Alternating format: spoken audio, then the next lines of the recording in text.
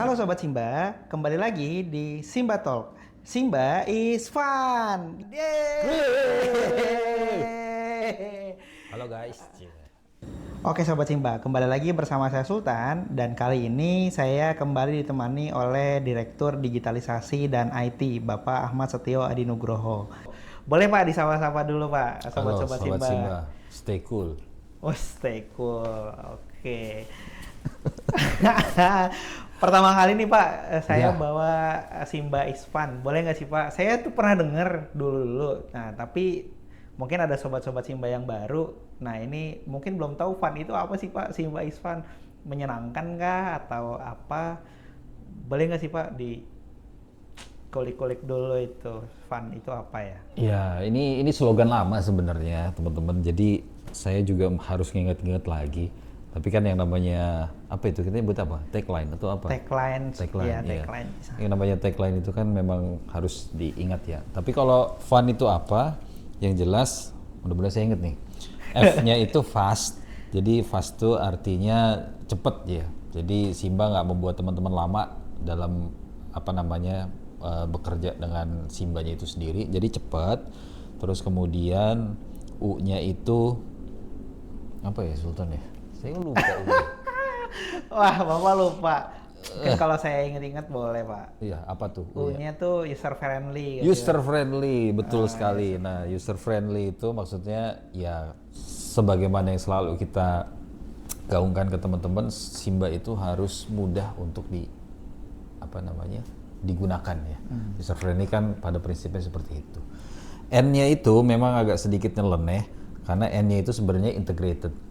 Jadi aplikasi Simba ini harus terintegrasi, harus mampu paling tidak terintegrasi dengan sistem-sistem yang lain. Jadi kita sifatnya kolaboratif, kita terbuka. Makanya ketika ada yang mau integrasi dengan Simba, kita selalu welcome, hayu gitu. Tapi ketika ada yang mau nge-replace Simba, nah itu ceritanya berbeda. Tapi kalau integrasi, hayu kita integrasi. Karena pada prinsipnya kolaboratif itu sangat penting di era sekarang ini. Ya intinya kolaboratif, integrasi oke, tapi replace enggak ya Pak? Replace kita usahakan itu tidak terjadi. Jadi, replace enggak kita usahakan enggak terjadi. Makanya kemarin di replace apa enggak jadinya yang kemarin Pak? Simba digantiin atau enggak jadinya? Ini pertanyaan yang menjebak ini. tapi kan Sultan yang bikin, jadi kita memang sudah siapkan kita in progress untuk menyiapkan tahun ini supaya teman-teman bisa merasakan Simba yang baru seperti apa. Stay tune aja ya. Mudah-mudahan sih sesuai dengan yang kita harapkan gitu. Kemarin sih udah banyak pertanyaan dari teman-teman yang masuk dan ada beberapa feedback sih Pak yang udah masuk. Tapi komennya masih dikit nih. Komen ya Sobat Simba. Jadi langsung komen di video yang kemarin ya gitu. Jangan komen di Japri, komennya langsung di YouTube-nya. Betul. Sedikit ini Pak kita mau sedikit jualan-jualan. BTW jaketnya bagus Pak. Jaketnya bagus, ada Simbanya. Desain baru teman-teman Simba. Tapi benar, makasih Sultan diingetin, kita memang punya hutang ya untuk teman-teman, tapi hutang ini nggak kita lupakan. Cuma sering-seringlah di reminder bahwa kita pernah minta siapa aja nama-namanya mau jaket ya. Kita memang lagi usahakan. Nanti kalau udah ada kabar ya kita kabarin gitu ya. Karena ini saya nggak tahu apakah istilahnya limited edition apa bagaimana, tapi yang jelas barangnya nggak bisa kita pesan langsung dalam jumlah banyak begitu. Nah, ya inden lah ya Pak, PO, pre-order. Pre-order. Oke Pak, berbicara tentang tadi kalau fun, ada fast, ada user friendly, pasti gitu. Kita kan namanya digitalisasi dituntut untuk cepat gitu kan ya Pak, dituntut cepat. Nah, berbicara tentang Simba, ada 2 laporan yang sajikan, laporan keuangan dan laporan kinerja. Nah selama ini stigmanya adalah kalau mau cepat ya udah laporan kinerja aja gitu kan, karena dipikir kalau misalkan laporan kinerja itu 2 kali. Nah kira-kira ada nggak sih Pak cara untuk mempercepat untuk bikin laporan keuangan langsung jadi, kan kita tahu laporan keuangan langsung jadi di Simba kalau misalkan input harian. Nah ada nggak sih Pak biar kita nggak 2 kali input laporan keuangan jadi terus habis itu laporan kinerja pun jadi juga gitu. Ada nggak sih Pak tips? Mungkin tips gitu ya, atau mungkin ada cara gitu ya, atau ada fitur gitu. Iya. Ini mau kita jawab di episode berikutnya bagaimana nih? Yang sekarang dulu aja. Sekarang oke lah. Ya, jadi ya maksudnya saya tahu maksudnya Mas Sultan ini yang disebut dengan nama fitur autofill, bener ya? Iya.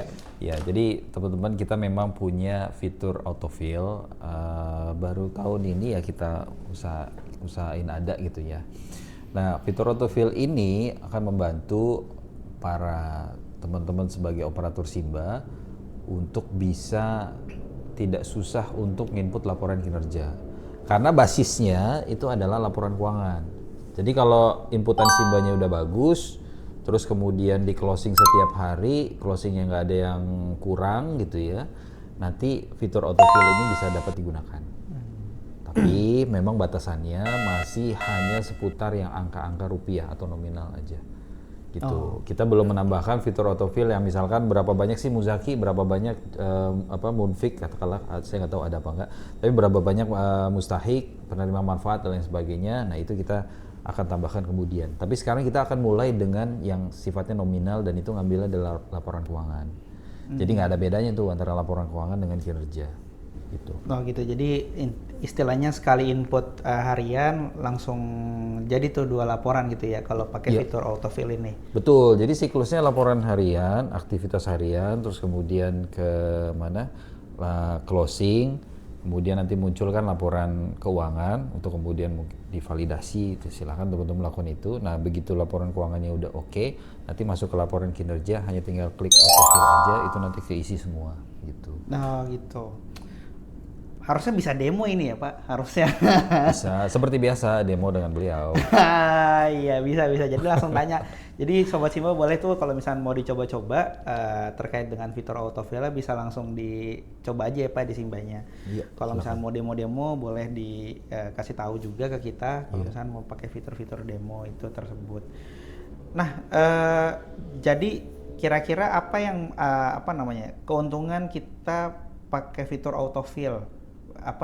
Kalau misalkan ada keluhan kayak misalkan Pak kok setelah di autofill angkanya beda ya gitu. Nah itu kira-kira malah bukan nguntungin, mempercepat, jadi malah memperlambat mungkin gitu Pak.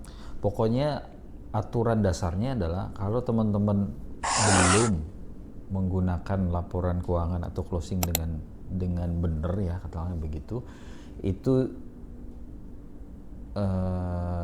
jangan menggunakan autofill karena akan amburadul gitu. Bisa dipastikan akan amburadul karena balik lagi autofill itu ngambilnya dari laporan keuangan.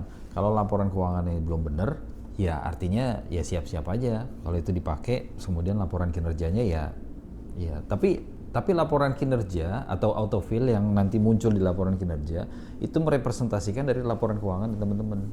Jadi itu menjadi satu siklus yang apa ya?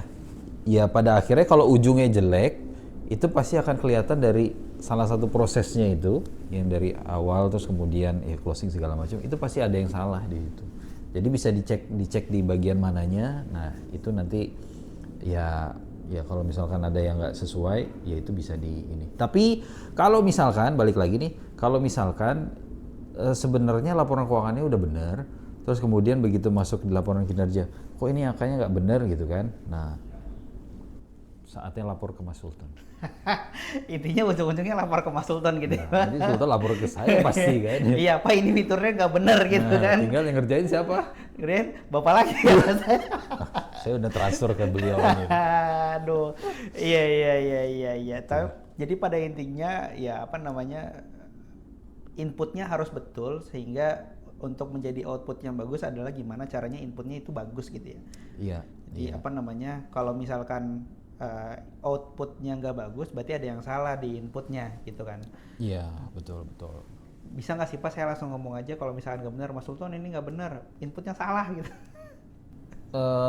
Belum tentu gitu, karena semua harus pakai bukti. Jadi kalau misalkan ini inputnya nggak benar, oke yang nggak benar tuh yang sebelah mana gitu. Apa ya semuanya nggak benar atau hanya part tertentu, item tertentu yang memang nggak benar gitu. Misalkan hanya kok DSKL-nya segini jumlahnya gitu, padahal di laporan keuangan misalkan segitu gitu. Nah sementara yang lain benar. Nah itu tolong dikasih tahu ke kita gitu.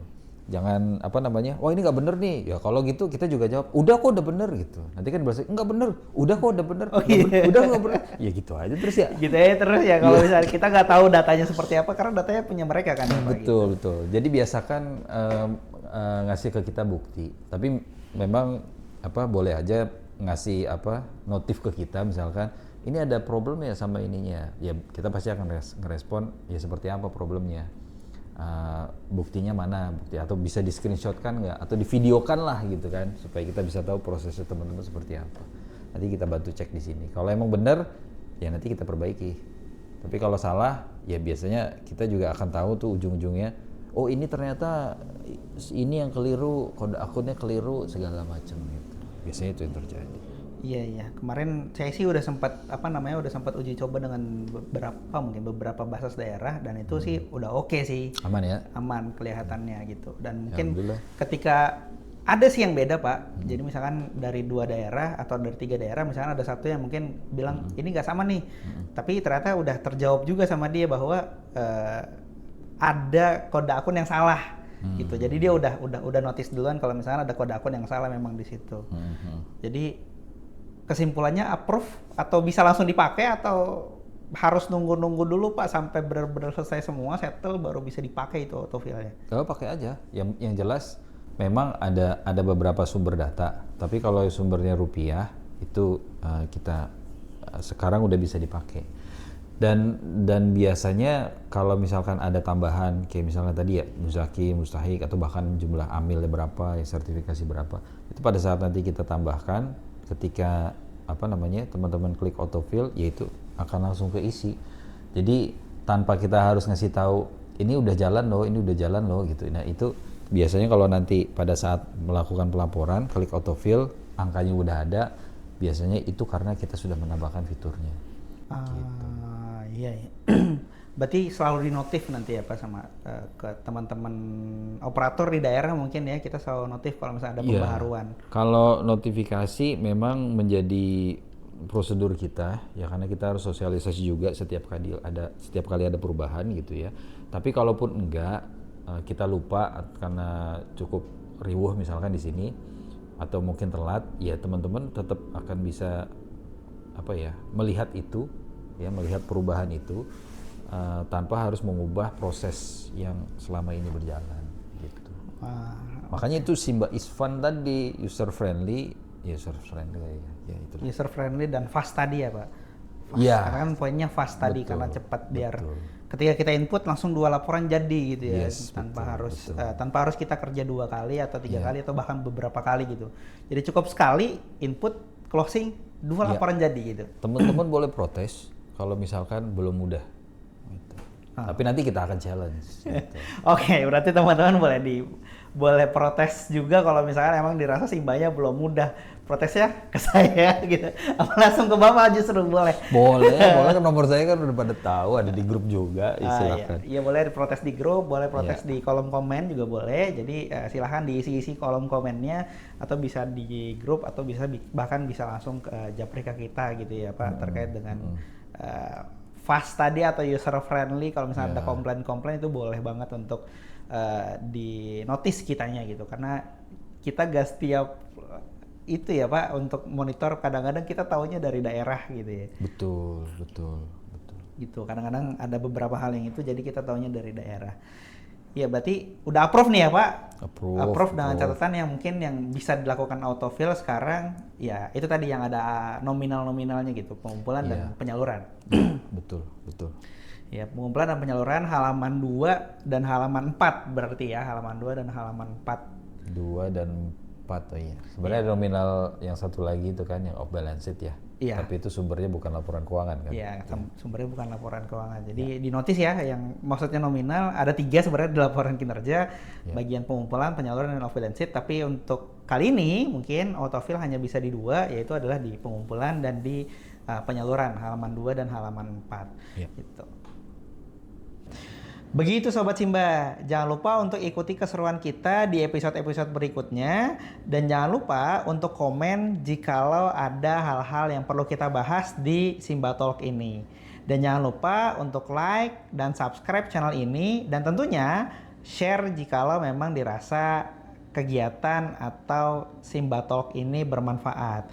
Oke, terima kasih Sobat Simba. Dengan saya Sultan dan ini Bapak Tio. Mungkin kita jumpa lagi di episode berikutnya. Dadah.